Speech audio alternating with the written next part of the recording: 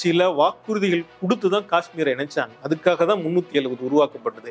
காஷ்மீருக்கான அரசியல் அமைப்பு உருவாக்கப்பட்ட பிறகு அது கலைக்கப்பட்டு விட்டது. கலைக்கப்பட்ட பிறகு அந்த அரசியல் அமைப்பு அவையினுடைய ஒப்புதல் இல்லாம இதை நீக்க முடியுமா? ஏன்னா சட்டத்தில் அப்படி இருக்கு. அரசியல் அமைப்பினுடைய ஒப்புதலோட தான் இதை நீக்க முடியும் அப்படின்னு இருக்கு. நீதிமன்றத்தினுடைய தீர்ப்பை நாங்கள் அப்படியே ஏற்றுக்குவோம், யாரும் விமர்சிக்க கூடாது, அதுதான் ரொம்ப சரியானது அப்படின்னு சொன்னா, பாரதிய ஜனதா கட்சி டெல்லி மாநிலத்தினுடைய அதிகார எல்லை வரம்புகள் குறித்து வழங்கப்பட்ட தீர்ப்பை மறுத்து புதுசா சட்டத்தையே அடுத்த நாளே உடனே ஏற்றுனாங்களே. இப்போ அவங்களுக்கு ஆதரவா தீர்ப்பு கொடுத்துருக்கிறதுனால அந்த தீர்ப்பை வரவேற்று கொண்டாடுறாங்க. மாநிலத்தினுடைய சட்டமன்றம் இல்லாத பொழுது இப்படி 367 பயன்படுத்துறது, 370 பயன்படுத்துறது, 356 பயன்படுத்தி கலைக்கிறது, இதெல்லாம் சரியானதா? இதெல்லாம் கான்ஸ்டிடியூஷனலா, வேலிடா? இடஒதுக்கீடு பற்றி அன்னைக்கு நீதிமன்றம் வழங்கிய தீர்ப்பை பார்த்து விட்டு அவர் சொன்னது என்னன்னா, இந்த நீதிமன்ற நீதிபதிகளுக்கு அரசியல் அமைப்பு என்ன சொல்லுதுன்னே தெரியல, அரசியல் அமைப்பை அவர்கள் இன்னும் புரிந்து கொள்ளவே இல்லைன்னு சொன்னார். சட்டத்தின் ஆட்சின்னு சொல்றோம்ல, இங்க சட்டத்தின் ஆட்சியே இல்லாம போய் பெரும்பான்மையின் ஆட்சி தான் சட்டத்தின் ஆட்சியா மாறி, பெரும்பான்மை என்கிட்ட கிடைச்சிட்டுப்பா, அதனால நான் சொல்றதுதான் சட்டம் அப்படின்னு அர்த்தம். ஒருத்தருடைய கண்ணியத்தையும் ஒருத்தருடைய உரிமைகளையும் அழிப்பதற்கு இதுக்கு பயன்படுத்தினீங்கன்னா, சமத்துவத்தையும் அழிப்பதற்கு இதை பயன்படுத்தினீங்கன்னா அதுல என்ன இருக்கு? அங்க ரொம்ப குறைச்சலான மக்கள் தான் வாழ்ந்துட்டு இருக்காங்க. நம்ம எல்லாம் 130 கோடி பேர் இருக்கிறோமா, அங்க ஒரு 70 லட்சம் பேர் தான் இருக்கிறான். அவனை என்ன வேணாலும் பண்ணலாம், போட்டு குமுறலாம். அப்படின்னா அதுக்கு பேரு இது என்ன சட்டத்தின் ஆட்சியா? மனித தன்மை இருக்கு அதுக்கு பேரு. இதெல்லாம் நடைமுறைப்படுத்தின பிறகு இவங்க நியமித்த ஆளுநர் ஒருத்தர் இவங்க மேலேயே குற்றம் சொல்லியிருக்காரு. அது மீது ஏதாவது இது விசாரணை நடத்தப்பட்டிருக்கா? 7.5 லட்சம் கோடி ரூபாய் ஊழல் செஞ்சிருக்காங்க அப்படின்னு சொன்னா இவங்க கீழே இருக்கக்கூடிய தலைமை கணக்கு அதிகாரிகள் தானே குற்றம் சொல்லியிருக்காங்க. அதை பத்தி ஏதாவது விசாரணை நடத்தியிருக்காங்களா? பிஜேபி காரனே நேரா போய் இல்ல தமிழ்நாடு இந்தியாவை ஏதோ பண்ணணும்னு நினைக்குது, ஜாக்கிரதையா இருக்குங்க, தமிழ்நாட்டை நம்பாதீங்க அப்படின்னு இங்க இருந்து போய் பிஜேபி காரன் சொல்லிட்டு இருக்கான். நாங்க இந்தியாக்குள்ளார தான் இருக்கிறோம், இந்தியா நல்லா இருக்கணும்னு தான் நினைக்கிறோம், இந்தியா எப்படி இருந்தா நல்லா இருக்கும், இந்திய நாட்டு மக்கள் எவ்வாறு இருந்தா நன்றாக வாழ முடியும் அப்படிங்கறதான பிரச்சனை. மக்களுக்கு கண்ணியம் வேண்டாமா? இந்த நாட்டுக்கு மதிப்பு வேணும், கண்ணியம் வேணும்னு சொல்றீங்களே, நாட்டு மக்களுக்கு எல்லாம் ஒரு கண்ணியம் இல்லாம நாட்டுக்கு எங்க இருந்துங்க கண்ணியம் வரும்? இதெல்லாம் பிஜேபி காரங்க அவங்க உல்டா புல்டா கதைகள்ல உருவாக்கக்கூடிய நரேட்டிவ். இதை காஷ்மீர் மக்கள் ஏற்றுக்கொண்டு விடுவார்கள் அப்படின்னு நினைக்கிறீங்களா? அரண்சை நண்பர்களுக்கு வணக்கம். அரண்சை ஊடகம் சுயேட்சையாக இயங்குவதற்காகவே உருவாக்கப்பட்டது. நாம் செய்கிற வேலை உண்மையிலேயே மக்களுக்காக செய்கிறோம் என்பதை நீங்கள் நம்பினால், வாய்ப்பு இருந்தால் இந்த ரேசர் பே QR கோடுக்குள்ளே நீங்கள் அதை ஸ்கேன் பண்ணி எங்களுக்கு உங்களால் இயன்றதை விருப்பம் இருந்தால் ஆதரவு தெரிவிக்கலாம். அரண்சை நேயர்களுக்கு வணக்கம். நான் மதன் அறிவழகன். இன்றைய நமது சிறப்பு விருந்தினர் ஆய்வாளர் தமிழ் காமராசன் அவர்கள். நிறைய விஷயங்கள் நம்ம விவாதிக்க இருக்கிறோம், அவரை வரவேற்கலாம். வணக்கம் தோழர். வணக்கங்க. காஷ்மீர் விவகாரம் அது மீண்டும் ஒரு தீர்ப்பு 370 ரத்து செய்தது சரிதான் அப்படின்னு சொல்லியிருக்கிறாங்க. இப்போ பட்டாசு வெடித்து கொண்டாடி கொண்டிருக்கிறார்கள் பாஜகவினர். பாருங்க, பிஜேபியோட லட்சியம் சட்டப்பூர்வமானதாக மாறி இருக்குது, சட்டத்துக்கு அப்புறமா நான் எதுவுமே செய்யலை, மிக சிறப்பான முறையில் ஒரு எங்களுடைய கொள்கையை நடைமுறைப்படுத்தியிருக்கிறோம் அப்படின்னு சொல்றாங்க. மோடி சாதிச்சிட்டார் அப்படின்னு RSS காரர்கள் கொண்டாடுகிறாங்க. கிட்டத்தட்ட ஒரு 70 வருஷமா அவங்க சொல்றாங்க 370 ரத்து செய்யணும். அது வந்த காலத்துல இருந்தே சியாமா பிரசாத் முகர்ஜி ஜனசங்கம் என்ற கட்சியை ஆரம்பித்ததே காஷ்மீர் விவகாரத்தை முன்னிட்டு தான். இந்தியாங்கிற ஒரு நாடு இருக்குது, ஆனா காஷ்மீர் அதுக்குள்ளே இல்லை, அதுக்கு ஒரு தனி சட்டத்திட்டங்கள், கொள்கைகள், இந்திய நாடாளுமன்றத்தில் நிறைவேற்றப்படுகின்ற எந்த சட்டமும் காஷ்மீர்ல செல்லுபடியாகாது. அப்போ இது ஒரு தேசம் அப்படிங்கிற வகையில இங்க பாகுபாடு இருக்குது. இப்படியான விமர்சனங்கள் தொடர்ந்து வந்து கொண்டே இருந்தது. எல்லாத்துக்கும் முடிவு கிட்டுக்கிட்டார் மோடிஜி அப்படின்னு சொல்றாங்க. உங்களுடைய பார்வை என்னது? நீதிமன்றம் கொடுக்கிற தீர்ப்புகளை எல்லாம் நாடாளுமன்றத்துல இருக்கக்கூடிய, நாடாளுமன்ற அதிகாரம் பெற்றிருக்கக்கூடிய ஒரு பெரும்பான்மையை பெற்றிருக்கக்கூடிய ஒரு கட்சி அப்படியே ஏத்துக்குதா அப்படின்னு கேட்டா இப்போ கொஞ்ச நாளைக்கு முன்னாடி நடந்த ஒரு விஷயத்துல டெல்லி மாநிலத்தினுடைய அதிகாரம் பற்றி ஒரு தீர்ப்பு வந்தது. தீர்ப்பு வந்தோடனே என்ன பண்ணாங்க, அடுத்த நாளே இன்னொரு சட்டத்தை நிறைவேற்றினாங்க. எதுக்கு நிறைவேற்றினாங்க? நீதிமன்றத்தினுடைய தீர்ப்பை நாங்கள் அப்படியே ஏற்றுக்குவோம், யாரும் விமர்சிக்க கூடாது, அதுதான் ரொம்ப சரியானது அப்படின்னு சொன்னா, பாரதிய ஜனதா கட்சி டெல்லி மாநிலத்தினுடைய அதிகார எல்லை வரம்புகள் குறித்து வழங்கப்பட்ட தீர்ப்பை மறுத்து புதுசா சட்டத்தையே அடுத்த நாளே உடனே ஏற்றுனாங்களே. அதனால முதல்ல கான்ஸ்டிடியூஷனல் பெஞ்ச் வழங்கக்கூடிய தீர்ப்புகளை அப்படியே அரசியல் அமைப்பு குறித்த விவகாரங்களை ஆராயக்கூடிய நீதிமன்ற அமர்வு, உச்சநீதிமன்ற அமர்வு கொடுக்கக்கூடிய தீர்ப்புகளை அப்படியே ஏற்றுக்குவாங்க அப்படின்னு எல்லாம் ஒன்றும் இல்லை. அவங்க இந்த இதுக்கு எதிராக தீர்ப்பு கொடுத்துருந்தா புதுசாக சட்டம் ஏற்றிருப்பாங்க, இல்லை வேற ஏதாவது ஒன்று பண்ணியிருப்பாங்க. அந்த மாதிரி தான் இப்போ வந்து அவங்களுக்கு ஆதரவாக தீர்ப்பு கொடுத்துருக்கிறதுனால அந்த தீர்ப்பை வரவேற்று கொண்டாடுறாங்க. ஒரு 476 பக்கம் கொண்ட அந்த அவ்வளோ பெரிய தீர்ப்பை புரட்டி பார்க்கும் போதே அதுக்கெல்லாம் எதுவும் மதிப்பு இல்லையோன்னு தோணுது. ஏன்னா வரலாறுலாம் அவரவர்கள் இஷ்டத்துக்கு அவங்கவுங்க போக்குக்கு ஏற்ப ஒழுங்குபடுத்தி கொள்ளக்கூடிய ஒரு கதை இதான் போல இருக்குது அப்படின்னு எனக்கு ரொம்ப தோணுது. சரிங்களா? இவங்களோட இதெல்லாம் அந்த கதைகள் எல்லாம் படிக்கும் பொழுது இந்த நீதிமன்ற தீர்ப்புல வந்து அவங்க சொல்லியிருக்கிற வாதத்துல எல்லாம் வந்து எனக்கு வந்து என்ன நீதிமன்றம் சொல்லியிருக்கிறதுல அவங்க ஒரு 8 கேள்வி கேட்டுட்டு இருக்காங்க. அந்த நீதிமன்ற தீர்ப்புல 476 பக்கத்துல ஒரு 350 பக்கம் முடிஞ்சிருது. ஒரு தீர்ப்பு எழுதிட்டாங்க, 352 பக்கத்துல முடிஞ்சிட்டு அதுக்கு பிறகு பின்னாடி நீதிபதிகள் மாறுபட்ட கருத்துக்களை வந்து இது பண்ணியிருக்காங்க. ஆனால் இது 5க்கு 5 இந்த கான்ஸ்டியூஷன் பெஞ்சு 5 நீதிபதிகள் கொண்ட அமர்வு 5 பேரும் ஒத்த அடிப்படையில் இந்த தீர்ப்பை வழங்கியிருக்கிறாங்க. ஒரு சில பிரச்சனைகளில் மாறுபட்ட அபிப்பிராயங்களை தெரிவிச்சிருக்காங்க. ஆனால் தீர்ப்பு முடிவு பொறுத்த வரைக்கும் மாறுபட்ட அபிப்பிராயங்கள் இல்லை. முதல்ல இந்த அவங்க கன்க்ளூட் பண்ணியிருக்கிற இஷ்யூவா அவங்க கன்சிடர் பண்ணியிருக்கிறது வந்து ஒரு 8 கேள்விகள் வந்து எழுப்பிக்கிட்டு இருக்காங்க. அவங்க எழுப்பிக்கிட்டு இருக்கிறதுல வந்து முதல் கேள்வி வந்து அரசியல் அமைப்பு நோக்கில் 370 என்பது நிரந்தரமானதா தற்காலிகமானதா? தற்காலிகமானதுன்னு தானே இருக்குதுன்னு சொல்றாங்க. ஆமா, இப்ப சொல்லியிருக்கிற தீர்ப்பு வந்து இந்த கேள்விக்கு தற்காலிகமானதுன்னு சொல்லியிருக்காங்க. சரிங்களா? 370 பிரிவு 3 படி உறுப்பு 370வது உறுப்பு பிரிவு 3 படி அந்த வந்து மாநிலத்தினுடைய சட்டமன்றம் வந்து இல்லாத பொழுது இப்படி வந்து 367 பயன்படுத்துறது, 370 பயன்படுத்துறது, 356 பயன்படுத்தி கலைக்கிறது, இதெல்லாம் சரியானதா? இதெல்லாம் கான்ஸ்டியூஷனலா வேலிடா? ரெண்டாவது வந்து ஒட்டுமொத்த கான்ஸ்டியூஷனும் வந்து காஷ்மீருக்கு செல்லுபடியாகுமா அப்படின்னு ஒரு கேள்வி கேட்குறாங்க.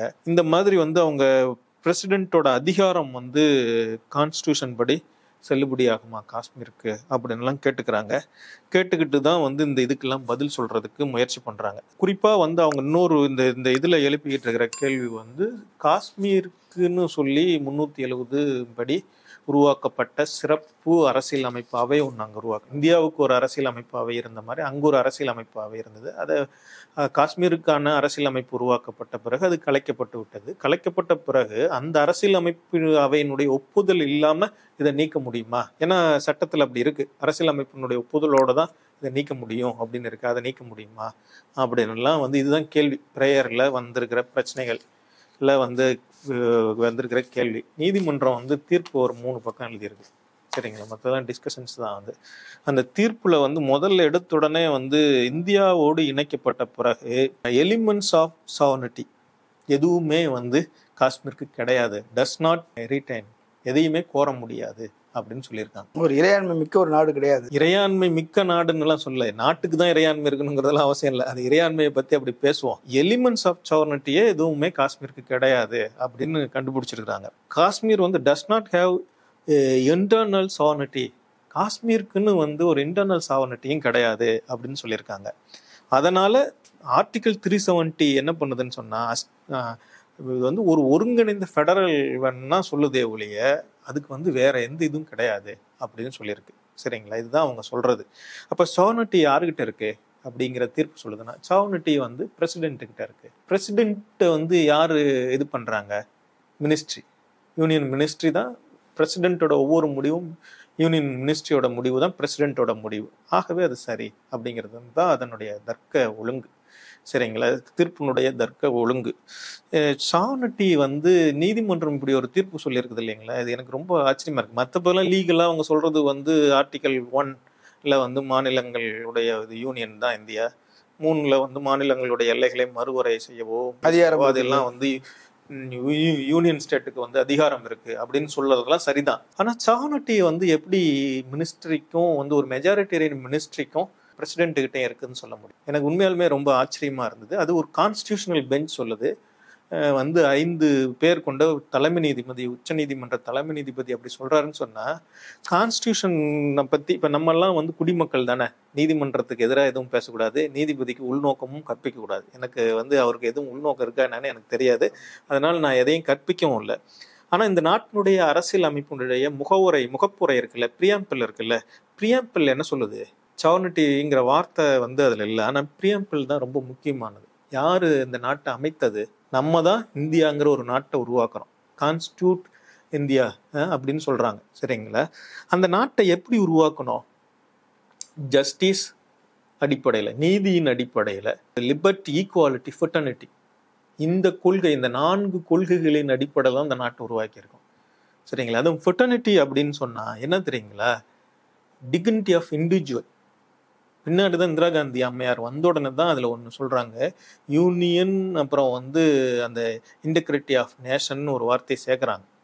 தேசத்தினுடைய ஒருங்கிணைப்பையும் ஒற்றுமையும் அதை சேர்க்குறாங்க ஃபெட்டர்னிட்டிக்கு ஒரு அர்த்தமாக. ஆனால் கான்ஸ்டியூஷனில் உண்மையாக இருக்கக்கூடியது என்னதுன்னு சொன்னால், ஃபெட்டர்னிட்டி அப்படிங்கிறது டிக்னிட்டி ஆஃப் இண்டிவிஜுவல்.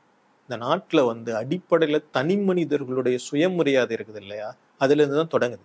எனக்கும் உங்களுக்கும் இருக்கிற சுயமரியாதையிலிருந்து தான் இந்த நாட்டினுடைய அடிப்படையான விஷயமே தொடங்குது. நம்ம எல்லாரும் சேர்ந்து தான் இந்த நாட்டை உருவாக்கியிருக்கோம். நம்ம எல்லாரும் சேர்ந்து தான் இந்த அரசியல் அமைப்பை ஏற்றுக்கொண்டிருக்கிறோம். ஒரு அவையின் மூலமாக ஏற்றுக்கொண்டிருக்கிறோம் அப்படின்னு தான் அரசியல் அமைப்பு தொடங்குது. அப்போ சாவர்னிட்டி யாருக்கிட்ட இருக்கு? மக்கள்கிட்ட தான் இருக்கு. ஒவ்வொரு எனக்கிட்டே இருக்கு, உங்ககிட்ட இருக்கு, எல்லாருக்கிட்ட இருக்கு. நம்ம சாவர்னிட்டி எப்படி பயன்படுத்தணும்? ஜஸ்டிஸ் அடிப்படையில், லிபர்ட்டி அடிப்படையில், ஈக்குவாலிட்டி அடிப்படையில், ஃபெட்டர்னிட்டி அடிப்படையில். யாராவது ஒருத்தருடைய கண்ணியம், சுயமரியாதை இழுக்கு நேர்ந்தா வச்சுக்கங்களேன், அதை கேள்வி கேட்கறது ஒவ்வொரு குடிமகனுடையும் கடமை, என்னை பொறுத்த வரைக்கும். அப்படிதான் நமக்கு இந்த அரசியல் அமைப்பு சொல்லுதுன்னு நினைக்கிறேன். அம்பேத்கர் அதுதான் நமக்கு கற்பித்தார். ஆனா எனக்கு தெரிஞ்சு இந்த அரசியல் அமைப்பினுடைய அடிப்படையான இது இருக்குது இல்லைங்களா, அது எப்பயுமே நீதிமன்றங்களுக்கும் நீதிபதிகளுக்கும் தெரியல போல இருக்கு. இது இன்னைக்கு மட்டும் சொல்லிட முடியுமா? நான் திரும்பவும் சொல்றேன், இந்த மாதிரியான வார்த்தையை மிகப்பெரிய அறிஞர்களும் சட்ட வல்லுநர்களும் ஆகிய உச்ச நீதிமன்றத்தின் தலைமை நீதிபதியை நோக்கி நான் சொல்ல முடியாது. அந்த தகுதியும் எனக்கு இல்லை. ஆனா அம்பேத்கர் சொல்லியிருக்காரு. அம்பேத்கர் அன்னைக்கு சென்னை மாகாணத்தினுடைய உயர் நீதிமன்றத்தினுடைய நீதிமன்ற தீர்ப்பு, இடஒதுக்கீடு பற்றி அன்னைக்கு நீதிமன்றம் வழங்கிய தீர்ப்பை பார்த்து விட்டு அவர் சொன்னது என்னன்னா, இந்த நீதிமன்ற நீதிபதிகளுக்கு அரசியல் அமைப்பு என்ன சொல்லுதுன்னே தெரியல, அரசியல் அமைப்பை அவர்கள் இன்னும் புரிந்து கொள்ளவே இல்லைன்னு சொன்னார். எனக்கு தெரிஞ்ச அன்னையிலிருந்து இன்ன வரைக்கும் அதுதான் பிரச்சனையா இருக்குது போல. நம்ம நீதிமன்றங்கள் அல்லது இந்த உச்ச நீதிமன்றமா இருந்தாலும் சரி, லீகல் பொசிஷன்ஸ் எல்லாம் இது பண்ணும் பொழுது மெஜாரிட்டேரியன் கான்செப்டை வச்சுக்கிட்டு அதை டெரைவ் பண்றாங்கன்னு வச்சுக்கோங்களேன். அப்படிதான் அதை உருவாக்குறதுக்கு முயற்சி பண்றாங்க இல்லையா. மற்றபடிக்கு மக்களுடைய அந்த டிக்னிட்டின்னு சொன்னார்ல, அதை எதையுமே கன்சிடர் பண்ற மாதிரி எனக்கு தெரியலையே. இப்ப இந்த 370 நீக்கணும் அப்படின்னு காஷ்மீர் மக்கள் கேட்டாங்களா? இல்ல, ஆனா பெரும்பான்மை மக்கள்கிட்ட ஒரு கருத்து உருவாக்கம் பண்ணிருக்காங்க. அதன் அடிப்படையில் நீங்க வேண்டான்னு நினைக்கிறீங்க. இந்தியாவுடைய மற்ற பகுதியில் இருக்கிற பிஜேபிங்கிற ஒரு கட்சி உருவாகி எல்லா இடத்துலயும் வேண்டான்னு முடிவு பண்ணிட்டீங்க, அவங்களுக்கு கொடுக்க கூடாதுன்னு முடிவு பண்ணிட்டீங்க. ஆனா அவங்க ஒத்துக்கிட்டாங்களா? நீங்க இன்னொருத்தரை பத்தி தானே முடிவு பண்றீங்க. நம்ம காஷ்மீரை பற்றி ஒரு முடிவு எடுக்க முடியுமா? நம்ம எல்லாரும் சேர்ந்து நாளைக்கு காஷ்மீருக்கு தனி மாநில ஒரு தனி சிறப்பு அந்தஸ்து கொடுக்கணும்னா எடுத்துக்க முடியுமா? தமிழ்நாடு பிஜேபி ஏற்கல, ஆனா பிஜேபி ஆட்சிக்கு வந்த பிறகு பிஜேபி தான் எல்லாருக்கும். அது போல அவங்க காஷ்மீர் மக்கள் ஏற்கல அப்படின்னாலும் காஷ்மீர் இந்தியாவோட ஒரு அங்கம். மொத்த நாடும் தேர்ந்தெடுத்து பிஜேபி தேர்ந்தெடுக்கு அவங்க ரொம்ப காலமா சொல்லிட்டு இருக்காங்க. 377 நாங்க நடைமுறைப்படுத்தோம்னு சொல்லியிருக்கிறாங்க. மக்கள் வாக்களிச்சிருக்கிறாங்க, நாங்க நிறைவேற்றி இருக்கிறோம். இதுல என்ன பிரச்சனை? மெஜாரிட்டி என்கிட்ட கிடைச்சிட்டு, நான் ஒரு பெரும்பான்மை என்கிட்ட கிடைச்சிட்டுப்பா, அதனால நான் சொல்றதுதான் சட்டம் அப்படின்னு அர்த்தம், வேற ஒன்றும் இல்லை. சட்டத்தின் ஆட்சின்னு சொல்றோம்ல, இங்க சட்டத்தின் ஆட்சியே இல்லாம போய் பெரும்பான்மையின் ஆட்சி தான் சட்டத்தின் ஆட்சியா மாறி. அவங்களுக்கு சட்டம் இயற்றும் அதிகாரமும் இருக்குல்ல. சட்டம் இயற்றும் அதிகாரம் இருக்கு. ஆனா நம்ம எல்லாரும் சேர்ந்து எப்படி உருவாக்கி இருக்கிறோம்னா, அரசியல் அமைப்புக்குன்னு ஒரு நோக்கு இருக்கு. சரிங்களா? அதுதான் பிரியாம்பிள் சொல்லுது.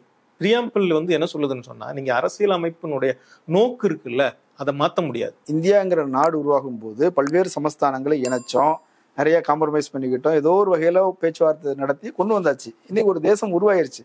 மீண்டும் பழைய கதைகளே பேசிக்கிட்டு இருக்கிறதா? ஒரு தேசமா நம்ம மாறிட்டோமே, இனி அதுக்குள்ள ஏன் பாகுபாடு அப்படின்னு கேக்குறாங்க. என்ன பாகுபாடு கண்டுபிடிச்சீங்க? சிறப்பு அந்தஸ்து கொடுக்குறீங்க, இந்துக்களுக்கு ஏன் இல்ல? குஜராத்துக்கு இருக்குதா, மகாராஷ்டிராவுக்கு இருக்குதா, ஏன் காஷ்மீருக்கு மட்டும் கொடுக்குறீங்கன்னு கேட்குறாங்க. இதெல்லாம் சின்ன பிள்ளைகளுக்கே தெரிய வேண்டிய விஷயம்னு நினைக்கிறேன். இதெல்லாம் சும்மா பொலிட்டிக்கல் நரேட்டிவ் தான், பாப்புலர் நரேட்டிவ்ல இதெல்லாம் ஒரு பேச்சு வேற. அதை தவிர இந்தியாவில் இந்திய அரசியலமைப்பின்படியே மாநிலங்கள் 3 வகையானவை இருக்கின்றன. சரிங்களா? அது எல்லாருக்கும் தெரிஞ்சது தான். இந்திய அரசியலமைப்பு அவையில் உருவாகும் பொழுதே அதுல பிரதிநிதித்துவம் பெற்று இணைந்தவர்கள், இதனுடைய ஒரு பகுதியா இருந்து இருந்தவங்க வேற. காஷ்மீர்லாம் அதுக்கு வெளியில இருந்தது, ஒரு ஒப்பந்தத்தின் மூலமா இணைந்தவர்கள். வடகிழக்கும் இந்தியாவோட இணையாம இருந்து 1960ஆம் ஆண்டுகளுக்கு பிறகு நீண்ட போராட்டங்களுக்கு பிறகுதான் வடகிழக்கு மாநிலங்களும் ஒரு ஒப்பந்தத்தின் அடிப்படையில் இணைந்தவை. அதுலயும் வந்து மாற்றங்கள் கொண்டு வந்திருக்கும். இதெல்லாம் சரிதான். இப்ப 370ன்றது அந்த நேரத்துல தற்காலிகமாக உருவாக்கப்பட்டதுதான் அப்படின்னு தான் சொல்றாங்க. இப்ப நீதிமன்றமும் சொல்லிடுச்சு சார் தற்காலிகமானது, இப்ப நாங்க மாத்திட்டோம் அப்படின்றாங்க. அதுதான் நான் கேட்கிறேன். தற்காலிக எல்லாமே உலகத்துல தற்காலிகம் தாங்க. எதுக்கு தாங்க உலகத்துல நிரந்தரமா ஏதாவது இருக்கு போதா? இந்தியா உலகத்துல நிரந்தரமா இருந்ததா? தோன்றின காலத்துல இருந்து இந்த பூமி நிரந்தரமானதா? எல்லாமே தற்காலிகமானது தான். சரிங்களா? கான்ஸ்டிடியூஷனல் அடிப்படையில பார்க்க போனா அந்த பிரிவு வந்து ஒரு சிறப்பு பிரிவு எதுக்காக உருவாக்கப்பட்டதுன்னா, இந்த நாட்டினுடைய மக்கள் தேர்ந்தெடுத்த ஒரு இந்தியாவினுடைய பிரதமர் வந்து இன்னொரு பகுதியினுடைய மன்னருடன் செய்து கொண்ட ஒப்பந்தத்தின் காரணமாக அந்த சிறப்பு பிரிவு சேர்க்கப்பட்டது. அதுல சில வாக்குறுதிகள்லாம் கொடுக்கப்பட்டது. சரிங்களா? அது நமக்கு மட்டும் இல்லை, அந்த ஒப்பந்தம் வந்து ஐநாவுக்கு முன்னுக்கு இருக்கிற ஒண்ணுதான். அதனாலதான் பல நேரங்கள்ல அமெரிக்கா நம்மளெல்லாம் நமக்கு தீவிரமான கூட்டாளியா இருக்கிறவங்க கூட காஷ்மீர் பிரச்சனையில இந்தியாவினுடைய நிலைப்பாடுகளை ஆதரிக்காம போறதுக்கு அது ஒரு காரணம். பாகிஸ்தான் கைப்பற்றிருக்கிற காஷ்மீர் பகுதிகளை திரும்ப வந்து மீட்டெடுத்து, சரிங்களா, இவங்க வார்த்தையில சொல்லுவோம், நேஷனலிஸ்டுகளுடைய வார்த்தையில சொல்லுவோமே, திரும்ப மீட்டெடுத்து ஒன்றிணைத்து அதுல ஒரு வாக்கெடுப்பு நடத்தி நீங்க இந்தியா கூட இருக்கிறீங்களா தனியா இருக்கிறீங்களா அப்படின்னு கேட்டு அதுக்கான ஒரு வாக்கெடுப்பு நடத்தி இறுதியா முடிவு செய்வோம் அப்படிங்கிறது அந்த 370 சிறப்பு பிரிவு. இந்த வரலாறுக்கெல்லாம் ஏதாவது அர்த்தம் இருக்கா என்னன்னு எனக்கு தெரியல. ஏன்னா வந்து இந்த தீர்ப்பினுடைய இதை படிக்கும்போது அதுக்கெல்லாம் நீதிபதிகளே எந்த மதிப்பும் கொடுக்காத போது, அவங்கெல்லாம் உச்ச நீதிமன்றத்தினுடைய நீதிபதிகள், கான்ஸ்டிடியூஷனல் பெஞ்ச் ஜஸ்டிஸ், அவங்களே எந்த மதிப்பும் கொடுக்கும்போது இந்த வரலாறுகளாம் என்ன அர்த்தம் இருக்குது? அதுக்கு பதிலாக அவங்க குறுக்க நெருக்க ஓடி வந்து பல்விதமான வரலாறுகளையும் இதையும் ஆராய்ச்சி செய்யறவங்களாம் மாறிட்டாங்க. அவங்கதான் சொல்றாங்கல்ல, ஜனாதிபதியின் அதிகாரத்துக்கு கீழே வந்த பிறகு அவருக்கு அதிகாரம் இருக்குது, என்ன வேணா செய்யலாம் மாத்தலாம் அப்படின்னு தானே சொல்றாங்க. ஜனாதிபதிக்கு வந்து அந்த சாவனட்டி இருக்கு, பவரை பிராக்டிஸ் பண்றது இருக்குன்னு சொன்னாங்க இல்லைங்களா? அவருக்கு பவர் இருக்கு, லீகலா பவர் இருக்கு. அவர் எதுக்காக பவரை பிராக்டிஸ் பண்ணணும்? எதுக்காக பவரை பிராக்டிஸ் பண்ணணும்னா தான் அரசியலமைப்பு சொல்லுது, நீங்க ஜஸ்டிஸ்க்காக, தேச ஒற்றுமைக்காக செஞ்சான்னு சொல்றாங்க. அங்க என்ன சொல்லியிருக்குன்னா, ஜஸ்டிஸ்க்காக, லிபர்ட்டிக்காக, ஈக்குவாலிட்டிக்காக, ஃப்ரெட்டர்னிட்டிக்காக நீங்க வந்து பவரை பிராக்டிஸ் பண்ணணும். நீங்க என்ன பண்றீங்க? ஒருத்தருடைய கண்ணியத்தையும் ஒருத்தருடைய உரிமைகளையும் அழிப்பதற்கு இதுக்கு பயன்படுத்தினீங்கன்னா, சமத்துவத்தையும் அழிப்பதற்கு இதை பயன்படுத்தினீங்கன்னா அதுல என்ன இருக்கு? அர்த்தம் இருக்கா என்னன்னு எனக்கு தெரியல. இந்தியா எல்லாம் சேர்ந்து ஒரு பகுதி, நம்ம எல்லாம் இந்தியா அங்க ரொம்ப குறைச்சலான மக்கள் தான் வாழ்ந்துட்டு இருக்காங்க. நம்மெல்லாம் 130 கோடி பேர் இருக்கிறோமா, அங்க ஒரு 70 லட்சம் பேர் தான் இருக்கிறான். அவனை என்ன வேணாலும் பண்ணலாம், போட்டு குமுறலாம் அப்படின்னா அதுக்கு பேரு வந்து இது என்ன சட்டத்தின் ஆட்சியா? மனித தன்மை இருக்கு அதுக்கு பேரு. இந்தியாவோடு இணைந்ததுக்கு பிறகு அவர்களுக்கு தனித்த இறையாண்மை இருக்குதா? இல்ல. அப்ப இந்தியாவோட இணைந்த பிறகு இந்தியாவுல எங்க இறையாண்மை இருக்கு? இந்தியா ஒரு இறையாண்மை உள்ள ஒரு நாடு. அதான் இந்தியாவுல எங்க இறையாண்மை இருக்கு? இந்தியாவுல எந்த இடத்துல இறையாண்மை இருக்கு? முறை செய்து காப்பாற்றும் மன்னவன் மக்கட்கு இறை என்று வைக்கப்படும் அப்படின்னு சாவர்னிட்டிக்கு தமிழ் வார்த்தை இறையாண்மை. சரிங்களா? அந்த இறையாண்மை வார்த்தை அவ்வளவு துல்லியமானதில்லை. இறைமை, அதிகாரம், இல்லைன்னா அதிகாரம் தோற்றுவிக்கக்கூடிய அந்த இடம், முறை, இறை அப்படின்னு வருது இல்லையா? முறை தான் இறைக்கான அடிப்படை. சரிங்களா? முறையா நீங்க நடந்துக்கிடணும். ஆனா முறையா நடந்துக்கு தேவையில்லை அப்படிங்கிறது யார் சொல்லுதுன்னு சொன்னா, இந்த நாட்டினுடைய உச்சநீதிமன்றம் சொல்லுது, நான் சொல்லலை. அவங்க தான் முறையாலாம் நடந்துக்க வேண்டியதில்லை. அவங்க கான்ஸ்டியூஷன் பெஞ்சை கலைச்சிட்டாங்கல்ல, திரும்ப வேண்டியதில்லை. நீங்க திரும்ப சொல்ல வேண்டியதுன்னா, அவங்க கான்ஸ்டியூஷன் பெஞ்சை திரும்ப ஆர்கனைஸ் பண்ணுங்க, அதனுடைய ஒப்புதலையும் பெற்று இது பண்ணுங்க. நீங்க ஏன் அந்த மாநிலத்தினுடைய சட்டமன்றத்தை கலைத்து விட்டு ஒரு வந்து ஜனாதிபதி ஆட்சியின் கீழே இப்படியான ஒரு நடைமுறையை செஞ்சுட்டு அது சரியா இல்லையா தப்பா அப்படின்னு வாதிக்கிறதுல என்ன நியாயம் இருக்கு? மக்களாட்சி நாடு தானே. அதுல என்ன எனக்கு வந்து அடிப்படையில் இதுல என்ன பிரச்சனைன்னு சொன்னா, இது ஏதோ உங்களுடைய வந்து தீர்ப்பு வந்து பல நேரங்கள்ல வந்து நம்ம வந்து வலதுசாரிகள் பேசக்கூடிய தேசியவாதம் மாதிரி இருக்குது. இறைமை அப்படிங்கிறது நீதி வந்து மெஜாரிட்டேரியன் ரூலிங் கவர்மெண்ட் கிட்ட இருக்கு அப்படின்னு நினைச்சிட்டு இருக்காங்க போல இருக்கு. ரூலிங் கவர்மெண்ட் கிட்ட இல்ல, இறைமை அப்படிங்கிறது மக்கள் கிட்ட இருக்கு. அந்த மக்கள் எப்படி இருக்கணும்னு சொன்னா, காட்டுமிராண்டிகள் போல வந்து இப்ப நான் பெரும்பான்மை அதனால உன்னை உதைப்பேன், அடிப்பேன், உன்னை எதுவும் கேட்க முடியாது அப்படிங்கிற மக்கள் கிட்ட இல்லை. யாரெல்லாம் ஜஸ்டிஸாகவும் நீதியாகவும் வந்து சமத்துவமாகவும் மற்றவர்களுடைய உரிமையை மதிப்பவர்களாகவும் இருக்கிறாங்கல்ல, லிபர்ட்டியாகவும் ஈக்குவாலிட்டியையும் ஃப்ரெட்டர்னிட்டியும் பிராக்டிஸ் பண்றாங்கல்ல, அவங்க கிட்டதான் அந்த இறைமை இருக்கு. காஷ்மீருங்கிறது தீவிரவாதத்தால் பயங்கரவாதத்தால் பாதிக்கப்பட்டு போயிருந்தது, ஒற்றுமையை சீர்குலைத்து கொண்டு இருந்தது. இப்போ நாங்க இந்த 370 நீக்குவதன் ஊடாக இந்தியாவோட இணைச்சிருக்கிறோம், இந்தியாவோட ஒற்றுமையோட வந்து கொண்டு வந்திருக்கிறோம், ஒரு தேசமாக மாற்றிருக்கிறோம், அமைதியை நிலைநாட்டிருக்கிறோம். இப்போ ஒரு அமைதி பூங்காவை மாறிடுச்சு. இன்னும் கொஞ்ச நாள்ல நாங்கள் ஒரு மாநில தேர்தல் நடத்துவோம், எல்லாமே சட்டப்பூர்வமாக நடக்கும், ஒன்றும் பிரச்சனை இல்லைன்னு சொல்றாங்க. இது வந்து பிஜேபிகாரங்களோட பொலிட்டிக்கல் நரேட்டிவ். அவங்களோட நரேட்டிவ்க்கு வந்து அவங்க ஒரு ஆளுநரை நியமித்தாங்க தெரியுங்களா, சத்யபால் மாலிக்னு நினைக்கிறேன் அவர் பேரு. இப்ப சின்ஹா இருக்காரு, முன்னாடி அவர் இருந்தாரு. அவர் ஒரு குற்றச்சாட்டு சொன்னார் தெரியுங்களா? 2019 தேர்தலுக்கு முன்னாடி ராணுவ வீரர்கள் வரும்பொழுது ஒரு குண்டு வெடிச்சு செத்து போனாங்க. குண்டுல சிக்கி அந்த குண்டு வெடிச்சு செத்து போ நான் சொன்னேன் அப்பயே, ரோட்டு வழியா போக வேண்டாம், இவங்களுக்கு ஏதோ பாதுகாப்பு குறைபாட்டில் இருக்கு, விமானத்துல வச்சு கூட்டிகிட்டு போலான்னு. ஆனா பிரதமர் தான் சொன்னாரு ரோட்டு வழியா வரட்டும் அப்படின்னு சொன்னாரு. இதுல ஏதோ இதுக்கப்புறம் அவருக்கு ஒரு குற்றச்சாட்டா சொல்றாரு இந்த கதைக்கு அப்புறம். சரிங்களா, இதுக்கெல்லாம் இவங்க தான் காரணம் போல இருக்கே அப்படின்னு சொல்றாரு. இன்னைக்கு அவரு மேல ரெய்டு நடத்திட்டு இருக்காங்க. இந்த நீங்க அமைதின்னு சொன்னீங்கல்ல, அதுல ஏதாவது மீனிங் இருக்கா? இவங்க இதெல்லாம் நடைமுறைப்படுத்தின பிறகு இவங்க நியமித்த ஆளுநர் ஒருத்தர் இவங்க மேலேயே குற்றம் சொல்லியிருக்காரு. அது மீது ஏதாவது விசாரணை நடத்தப்பட்டிருக்கா? நீங்க சொல்றீங்கல்ல அமைதிக்கெல்லாம் அப்ப என்ன பொருள் இருக்கு? எனக்கு எந்த பொருள் இருக்கிற மாதிரி தெரியல. நீங்க ஒரு தடி எடுத்து அடிச்சு ஒரு அமைதி பழத்தை பழுக்க வைக்கிற மாதிரி தடி கொண்டு ஒரு அமைதியை நான் நிலைநாட்டி இருக்கிறேன் அப்படின்னு சொல்றது இருக்குல்ல, அதுல எதுவும் அர்த்தம் இருக்கிற மாதிரி தெரியல. அதே மாதிரி நிறைய ஆர்குமெண்ட்ஸை எஸ்டாப்ளிஷ் பண்றாங்க. நாங்க தலித்களுக்கு உரிமை கொடுத்துருக்கோம், இடஒதுக்கீட்டு முறை, பெண்களுக்கு தனியான அது உண்மைதானங்க. 370 இருந்த வரைக்கும் இடஒதுக்கீடு கிடையாது, இப்ப இடஒதுக்கீடு வந்திருக்குது. இதன் மூலமாக பட்டியல் சாதியினர், பழங்குடியினர், பிற்படுத்தப்பட்டமா எல்லாருக்கும் இடஒதுக்கீடு கிடைக்கும் சொல்றாங்கல்ல. இப்படி எல்லாம் பலவிதமா கதை சொல்லிக்கிட்டு இருக்காங்க. சரிங்களா, இதெல்லாம் வெளியில இருந்து பாக்குற நமக்கு ரொம்ப நல்லது தானே, சிறப்பான இது தானே அப்படின்னு நினைக்கிறோம். சரிங்களா, அவங்களுக்கு என்னவா அது இதா இருக்கு, என்னவா பொருள் பட்டிருக்கு அப்படிங்கிறது இருக்கு இல்லையா? அவங்களுக்கு அது என்னவா பொருள் பட்டிருக்குன்னா, இப்ப இந்த இதுலாம் முன்னாடி இந்த 2018 இது நடக்கும் பொழுது அப்ப நடந்த டிவி டிபேட்லாம் கவனிச்சேன். அப்போ ஒரு விஷயம் எனக்கு நல்லா ஞாபகம் இருக்கு.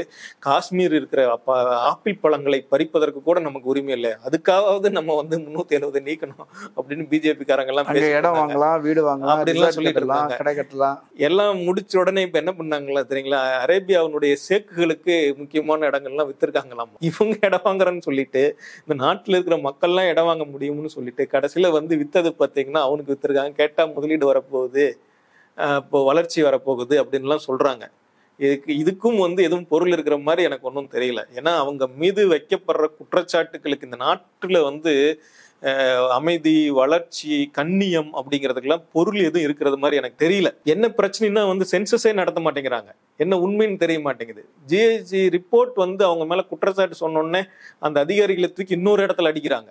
ஏராளமான 7.5 லட்சம் கோடி ரூபாய் ஊழல் செஞ்சிருக்காங்க அப்படின்னு சொன்னா இவங்க கீழே இருக்கக்கூடிய தலைமை கணக்கு அதிகாரிகள் தானே குற்றம் சொல்லியிருக்காங்க. அதை பத்தி ஏதாவது விசாரணை நடத்தி இருக்காங்களா? இன்னைக்கு மணிப்பூரை எடுத்துக்குங்க. மணிப்பூர்ல கலவரம் நடந்து எத்தனை மாதங்கள் ஆனது, இன்னும் அங்க கலவரத்துல இறந்து போன மக்களை புதைக்கல. 189 பேரை என்னமோ கொஞ்சம் ஒரு வாரத்துக்கு முன்னாடி பார்த்தேன். இதே உச்ச நீதிமன்றம் சீக்கிரமா அவங்கள புதைச்சிட்டு வாங்க, அதுக்கப்புறம் மற்ற பிரச்சனைகள்லாம் பேசி தீர்த்துக்குவோம் அப்படின்னு சொல்றாங்க. அதுல ஒரு 80 பேர் 70 பேரா என்னமோ தான் அடையாளம் காணப்பட்டிருக்காங்க, மற்றவங்களாம் அடையாளம் கூட காணல. இப்படி நிலைமை இருந்துகிட்டு இருக்குது. இதுக்கு பேர் அமைதி, வளர்ச்சி, கண்ணியம் அப்படிங்கறதெல்லாம் இதுக்கு பேர் பொருளா? மணிப்பூர்ல வேணா அந்த பிரச்சனை இருக்கலாம், காஷ்மீர்ல அப்படிலாம் கிடையாது. ராணுவ வீரர்கள், துணை ராணுவம் எல்லாரையும் கொண்டு போய் அமைதி நிலைநாட்டியாச்சு. இப்ப நம்ம ஒரு இதை சொல்லுவோமே, நம்ம ஊர் அனுபவத்தையே சொல்லுவோமே. நம்ம இந்த புயல்ல பாதிக்கப்பட்டோம், கடுமையா பாதிக்கப்பட்டிருக்கோம். சென்னை மாநகரம் கடுமையா பாதிக்கப்பட்டிருக்கு, உண்மைதான். அதுக்கு ஒரு புயல் நிவாரணம் ஒண்ணு கேட்டாங்க, இடைக்கால இன்டர்மீடியட் இதை கேட்டாங்க. இடைக்கால நிவாரணத் தொகை ஒன்று தமிழ்நாடு முதலமைச்சர் 5050 கோடி ரூபா கேட்டாங்க. சரிங்களா, அதுக்கு பணம் கொடுத்துதா ஒரு தொகையை ட்வீட் பண்ணியிருந்தார் உள்துறை அமைச்சர். சரிங்களா, என்ன பண்ணியிருந்தாரு, ஜூலை மாசம் 12ஆம் தேதி ஏற்கனவே ஒதுக்கப்பட்ட நிதியை இப்ப கொடுத்துதான் கணக்காட்டினார். ஆகஸ்ட் மாசம் 22ஆம் தேதி கொடுத்த நிதியை திரும்பவும் கணக்காட்டினார். இவங்க 1000 கோடி ரூபாய் நாங்க கொடுத்துட்டோம் அப்படின்னு சொல்லிட்டு இருக்காங்க. எப்பயுமே நம்ம தேசிய பேரிடர் நம்ம ஊர்ல நடந்ததுன்னா, ஐயோ இது பெரிய பேரழிவா இருக்குங்கய்யா, தேசிய பேரிடரா அறிவிங்க அப்படின்னு சொல்றோம். அவங்க அப்படிலாம் சொல்றதே இல்லை. SDRFல இருந்து, ஸ்டேட் டிசாஸ்டர் ரெஸ்பான்ஸ் ஃபண்ட்ல இருந்து உங்களுக்கு வழக்கமா கொடுக்கணும் கண்டிப்பா. அந்த பணத்தை மட்டும் கொடுத்துட்டு கையை காட்டிட்டு டாட்டா பாய்ன்னு சொல்லிட்டு போயிட்டு இருக்காங்க. கேட்டா ஃபண்டு கொடுக்கறதுக்கு ஃபண்ட் இல்லை. இப்ப இன்னைக்கு இந்த பிரச்சனையின் பொழுது மாநிலங்கள் இந்த அவையினுடைய நாடாளுமன்ற அவையினுடைய அவைத்தலைவர் இருக்காங்களே ஜெகதீப் தன்கர் எழுந்து குதித்து இந்த நாட்டினுடைய தேசபக்தியும் இறைமையையும் ஒற்றுமையும் காப்பதற்காக பொறுத்து கொள்ள முடியாம பேசினாங்க இல்லையா. அவங்க 2 நாளைக்கு முன்னாடி மனித உரிமை மாநாட்டு ஒன்றுல போய் பேசியிருக்காங்க. அவங்க என்ன பேசியிருக்காங்க, இந்த நாட்டில் ஃப்ரீ ஃபீஸஸ் இருக்குது இல்லையா, இலவசங்கள் கொடுக்கறது தான் ஊழலை பெருக்குது, ஊழல் தான் இலவசங்களை பெருக்குது, இதெல்லாம் இந்த தேசத்துக்கு எதிரானது அப்படின்னு பேசிட்டு இருக்காங்க. ஆனா இந்த நாட்டுல வந்து நம்ம எப்படி இருக்கோம் அப்படின்னு சொன்னா, பக்கத்துல இருக்கிற பங்களாதேஷை விட நம்ம வந்து மக்கள் மகிழ்ச்சியா வாழ்றாங்களா இல்லையா அப்படிங்கிற கணக்கீடுகள்ல, சர்வதேச நிறுவனங்கள் எடுத்த கணக்கீடுகள்ல நம்ம பின்தங்கி இருக்கிறோம். நம்ம பெரிய நாடு, உலகத்துல வந்து 3வது பொருளாதாரத்துல இருக்கிறோமா 5வது பொருளாதாரத்துல இருக்கிறோமான்ட்டு வந்து விவாதிச்சுட்டு இருக்காங்க பிஜேபிக்காரங்க. ஆனா வந்து மக்களுடைய வாழ்க்கைக்குறி கணக்குகள்ல வந்து பங்களாதேஷை விட பின்தங்கி இருக்கிறோம். காஷ்மீர் விவகாரம் என்றைக்கோ தீர்ந்திருக்க வேண்டிய ஒரு பிரச்சனை. அன்னைக்கே பட்டேல்கிட்ட விட்டு வந்தா அவர் சரி பண்ணியிருப்பார். நேரு தலையிட்டதுனாலதான் இவ்வளவு பிரச்சனை, காங்கிரஸாலதான் இவ்வளவு பிரச்சனை, இன்னைக்கு வரைக்கும் இது ஒரு பெரிய பிரச்சனை இருக்குது. அன்னைக்கே வந்து பட்டேல்கிட்ட விட்டு இருந்தீங்கன்னா அவர் வார்டில் முடிச்சு விட்டுருப்பார். ஒரு தேசமா அது என்னைக்கும் ஆயிருக்கும். ஆசாத் காஷ்மீர்லாம் போயிருக்காது. காங்கிரஸ் இதை தவறாக கையாண்டு விட்டது அப்படின்னு சொல்றாங்க. அது மட்டும் இல்லாம ஷேக் அப்துல்லாவை வந்து காம்ப்ரமைஸ் பண்றதுக்கு நிறைய செஞ்சு கொடுத்துட்டு அப்புறம் அவரையே அரெஸ்ட் பண்ணி கொண்டு போய் வச்சுட்டாங்க. கொடைக்கானல தான் கொண்டு போய் வச்சா சொல்றாங்க. அப்போ அப்படி வந்து தப்பா கையாண்டது வலதுசாரிகளும் ஒரு விமர்சனங்களை சொல்றாங்க, இடதுசாரிகளும் சொல்றாங்க நேரு இதை தவறாக கையாண்டு விட்டாருன்னு சொல்றாங்க. உங்களுடைய பார்வை என்ன? இப்பயும் சொல்றேன், இந்த வரலாறை பற்றி நம்ம இவ்வளவு தீவிரமா விவாதிக்கிறோம்ல, நீதிமன்றம் விவாதிச்சுக்கிற முறையிலேயே வரலாற்றுக்கு எந்த மதிப்பு இல்லைன்னு தான் எனக்கு என்னமோ தோணுது. இதுல அந்த காலத்துல எப்படி நடந்துகிட்டாங்க, இவங்க உடன்பாட்டுக்கு எந்த மரியாதையுமே கொடுக்கலையா அவங்க? இல்ல, அவங்க எவ்வளவு மோசமா விவாதிச்சிருக்காங்க. அதனால இதை பத்தி நம்ம இன்னைக்கு திரும்ப நினைவூட்டி பேசுறது இருக்கு இல்லையா. நம்ம இன்னைக்கு அந்த மக்களுடைய நிலைமை என்ன, சரிங்களா? இப்ப வந்து நீதிமன்ற நீதிபதிகள் வந்து என்ன சொல்லியிருக்காங்கன்னா, நீதி அரசர்கள் என்ன சொல்லியிருக்காங்கன்னா, இப்ப அடுத்ததா 24ல வந்து இந்த தேர்தல் வர 24க்குள்ளார அவங்களுக்கும் தேர்தல் நடத்துங்க, மாநில அந்தஸ்து கொடுங்க அப்படின்லாம் சொல்றாங்க. நான் வந்து அடிப்படையில் என்ன கேள்வி கேட்கிறேன்னா, அந்த மாநிலத்தினுடைய சட்டமன்றம் ஒன்றே இல்லாம தேர்ந்தெடுக்கப்பட்ட அரசே ஒன்று, இந்தியாவுடைய ஒருங்கிணைந்த பகுதின்னு வச்சுக்கோ, இந்தியர்களுக்கு இருக்கிற எல்லா உரிமைகளும் இருக்குதுன்னு வச்சுக்கோ, அந்த உரிமையின் அடிப்படையில் ஒரு இந்தியன் அப்படிங்கிற உரிமையின் அடிப்படையில் தான் நான் கேள்வி கேட்கிறேன். இங்க சென்னையில கௌதம் நவ்லேகா வந்து இபிடபிள்யூனுடைய ஆசிரியர் அவர் வந்து பேசும்போது சொன்னாரு, நான் ஒரு இந்தியன் என்ற அடிப்படையில தான் கேட்கிறேன், காஷ்மீர்ல நடக்கிற கொடுமைகளை நான் கண்டிக்கிறேன், அதன் மூலமாக தான் இப்படியான ஒரு நம்பிக்கையான இந்தியர் இருக்கிறாரு அப்படின்னு தெரிஞ்சாதான் அந்த மக்கள் என் கூட இருப்பாங்க. அப்சல் குரு அப்படின்னு ஒரு மனுஷனை வந்து காஷ்மீர்ல இருந்து கூட்டிகிட்டு வந்து என்ன விசாரணை எல்லாம் பண்ணாங்க, இதெல்லாம் பண்ணாங்க, நாடாளுமன்ற இதுக்கு யார் காரணம் என்ன இது அப்படின்னு விசாரிச்சுட்டு அவர் மேல குற்றச்சாட்டை நிரூபிக்க முடியல. ஆனா இந்தியாவுடைய நீதிமன்றம் வந்து என்ன சொல்லுச்சுன்னு சொன்னா, எங்களுக்கு வந்து சான்றாதாரம் கிடைக்கலனாலும் கூட மனசாட்சியின் அடிப்படையில பெரும்பான்மை மக்களின் மனசாட்சியாக வேண்டி இது தூக்கிலிடுறோம் அப்படின்னு தீர்ப்பு வழங்குறது இருக்குல்ல. அப்புறம் எப்படி அந்த ஒரு பகுதி மக்கள் வந்து நம்புவாங்க? இந்தியாவுடைய கட்டமைப்புக்குள்ளார வந்து ஒரு மெஜாரிட்டேரியன் பயாஸ் ஒன்று இருந்ததுன்னு சொன்னா, இந்தியாவை எப்படி மாநில மக்கள் நமக்கும் அதே தான் பிரச்சனை. தமிழ்நாட்டுக்கு என்ன பிரச்சனை? ஒரு மெஜாரிட்டேரியன் பயாஸ் வந்து அங்க இருக்கு, அது நமக்கு வந்து விரோதமா வந்து விடிஞ்சிட்டு இருக்கு. நம்ம எதை கேட்டாலும் ஏதோ இந்தியாவுக்கு எதிராக பேசிட்டு இருக்கிற மாதிரி வந்து உட்காந்துருக்காங்க. இங்க இருக்கிற பிஜேபிக்காரனே நேரா போய் இல்ல தமிழ்நாடு இந்தியாவை வந்து ஏதோ பண்ணணும்னு நினைக்குது, ஜாக்கிரதையா இருக்குங்க, தமிழ்நாட்டை நம்பாதீங்க அப்படின்னு இங்க இருந்து போய் பிஜேபிக்காரன் சொல்லிட்டு இருக்கான். நாங்க இந்தியாவுக்குள்ளார தான் இருக்கிறோம், இந்தியா நல்லா இருக்கணும்னு தான் நினைக்கிறோம், இந்தியா எப்படி இருந்தா நல்லா இருக்கும், இந்திய நாட்டு மக்கள் எவ்வாறு இருந்தா நன்றாக வாழ முடியும் அப்படிங்கறதான பிரச்சனை. மக்களுக்கு கண்ணியம் வேண்டாமா? இவருக்கு மட்டும் இருந்தா போதுமா? இந்த நாட்டுக்கு வந்து மதிப்பு வேணும், கண்ணியம் வேணும்னு சொல்றீங்களே, நாட்டு மக்களுக்கு எல்லாம் ஒரு கண்ணியம் இல்லாம நாட்டுக்கு எங்க இருந்துங்க கண்ணியம் வரும்? இத வச்சு காஷ்மீர் மக்கள் இத பத்தி எந்த கவலையும் இல்லாம இந்த வரலாறு எல்லாம் பேசுறோம் இல்லையா, இந்த கடந்த கால வரலாறு, அவரு இவரை விட்டு இருந்தா இது பண்ணிருப்பாங்க, இதெல்லாம் பிஜேபிக்காரங்க அவங்க உல்டா புல்டா வந்து கதைகள்ல உருவாக்கக்கூடிய நரேட்டிவ். இந்த கேள்விகளுக்கு எனக்கு மதிப்பே இருக்கிற மாதிரி தெரியல. 2 பேரும் ஒரே அமைச்சரவையில் இருக்கிறாங்க. யாரு? நேருவும் படேலும். படேலுக்கும் நேருக்கும் பயங்கர பிரச்சனைகள் இருந்தது, சண்டைகள் இருந்தது, இதா இருந்தது. அப்படின்னா 2 பேரும் பிரிஞ்சு தானே போயிருப்பாங்க. அவரை கேட்காம தான் இத்தனை வேலையும் செஞ்சுட்டு இருக்காருன்னா அவர் எதுக்கு அந்த அமைச்சரவையில் இருக்க போறாரு? என்னை கேட்காம தான் பல முடிவுகளும் எடுக்கப்படுவது, நான் இந்த அமைச்சரவையில் இருக்கிறதுல பொருள் இல்லைன்னு சொல்லி தான் அமைச்சரவையில இருந்து விலகி வந்தாரு அம்பேத்கரை விட பொறுமைசாலியா வந்து பட்டேல் வந்து எனக்கு தெரியல. அவருடைய வாழ்க்கை வரலாறுகளை படிச்சதுல இருந்து அவ்வளவு எல்லாம் பொறுமைசாலி மாதிரி தெரியல. அவரு வந்து அவருக்கும் இந்த முடிவு சரின்னு பட்டதுனாலதான் இந்த முடிவு எடுத்தாங்க. ஆனா இந்திய ஒன்றியம் அப்படின்னு ஒண்ணு, யூனியன் கவர்மெண்ட் வந்து சில வாக்குறுதிகள் கொடுத்துதான் காஷ்மீரை இணைச்சாங்க. அதுக்காக தான் 370 உருவாக்கப்பட்டது. இந்த அடிப்படை உண்மையை கூட ஏற்றுக்கொள்ள முடியாதபடிக்கு வந்து இன்னைக்கு ஒரு மெஜாரிட்டேரியன் ரூல், அந்த மெஜாரிட்டேரியன் ரூல் பெரும்பான்மைவாத பாஜகவுடைய எண்ணம் இருக்கு. அந்த எண்ணத்துக்கு ஒத்துவுதுவது போல நீதிமன்றத்தினுடைய தீர்ப்பு அமைந்திருக்கு.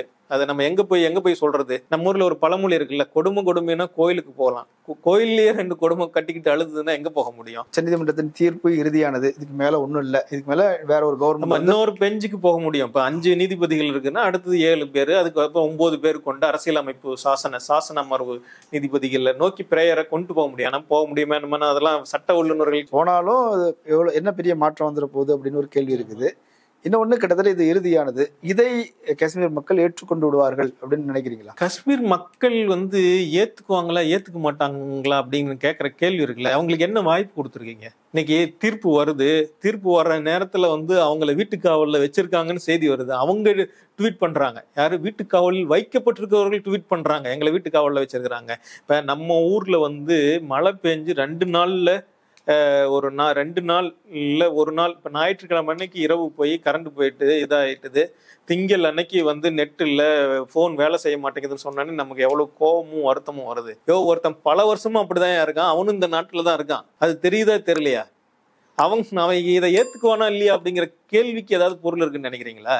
இதெல்லாம் ஏத்துக்கிட்டானா இல்லையா?